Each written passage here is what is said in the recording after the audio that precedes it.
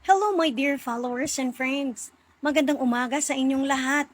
At ngayon ay araw na nga ng eleksyon. Sa inyong mga kamay na kasalalay.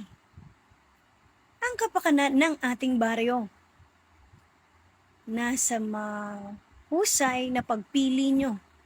Pagpili natin, nakasalalay ang ikagaganda ng ating bawat baryo. Paano guys? Dahil hindi ako naupo ngayon, eleksyon, hindi ako nakapag-serve gawa ng hindi maayos ang aking katawan, hindi ako magiging epektibo. Kung ako ay mauupo, mas pinili ko na hindi muna mag-serve ngayon. Kaya ngayong umaga, hayan, at ako ay nag-uurong muna. Gawaing bahay muna tayo, bago ako bumoto. Ayan nga't ako'y nakapag-urang na kasama ni Cookie. At itong si Cookie pala ay gustong sumama sa aking video, hayan at kung saan ako magpunta, ay kasunod-sunod ko. Magsasaing naman ako ngayon dahil tapos na akong mag-urong. Isasalang ko lang ito sa rice cooker at ako naman ay magwawalis sa labas. Kataon na yung naluluto ang aming sinaing. Kami naman ay nakakain na ng umagahan. At nakaboto na rin ang aking eldest, si Ate Ella. First time niyang bumoto. At 3 balota ang kanyang hahawakan. First time niyang bumoto para sa SK, sa Kapitan at sa HUC. Ayan, at bago ako magwalis-walis sa labas ng bakod, lilinisin ko muna itong mga dumi ng aming mga aso. Kasi ilang araw na rin kaming hindi nakakapaglinis dito.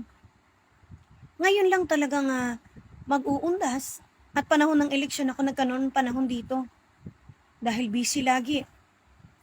Araw-araw sa paaralan. Maraming trabaho.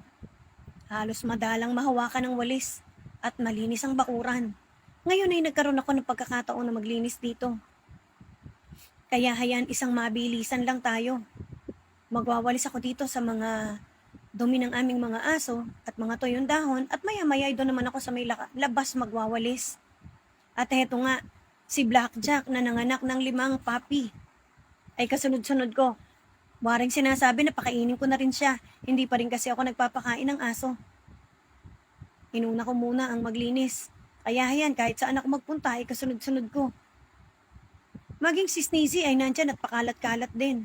Ayan, at dahil tapos na ako dyan, ayan na si Sneezy at nauna pa nga sa aking lumabas. Ayan, ayun at tumakbo na ng napakatulin si Sneezy. Akala niya kasi doon ako sa alagaan namin ng manok pupunta. Hindi niya alam, may magwawalis lang muna ako dito sa labas. Nakapagpakain na rin si Mr. ng mga manok at maaga siyang umalis ng bahay kanina. Ayan si Sneezy. Iyan kasing si Sneezy ang isa sa mga turo naming aso na kapag pumunta kami dun sa alagaan namin ng manok at saka ng baboy at bibi sa may lote, ay siyang turuan na kasama namin doon. Siyang nagbabantay sa amin pag pumupunta kami ron. At ayan nga, ngayon lang din nagpanahon na magwalis dito sa labas. Kadalasan ay si Mister. Pagkatapos aming maghatid or pag maaga siyang nagising, siya ang gumagawa nito. At dahil nga eleksyon, maaga siyang umalis na bahay para sumuporta sa aming pamangkin sa siling matanda. Kaya kami naman, nila Morris, pagkatapos dito, ayan si Sneezy, siyang nagbabantay sa akin dito sa labas. Kami naman ay gagayak na rin para bumoto. Si Ate Ella nga ay tapos na. Nakauwi na rin ang bahay. Ako na lang ang boboto. Ayan si Sneezy. At pagkatapos nito, magagaya ka na kami. Yan ang aming mga nililinis tuwing umaga. Pero kadalasan ay hindi nga namin nagagawa. Gawa ng laging busy sa paaralan. Ang mister ko naman ang naghahatid sa akin sa paaralan at sa aming bunsong anak. Kaya kadalasan madalang mahawakan ng walis tingting para walisan ng bakuran.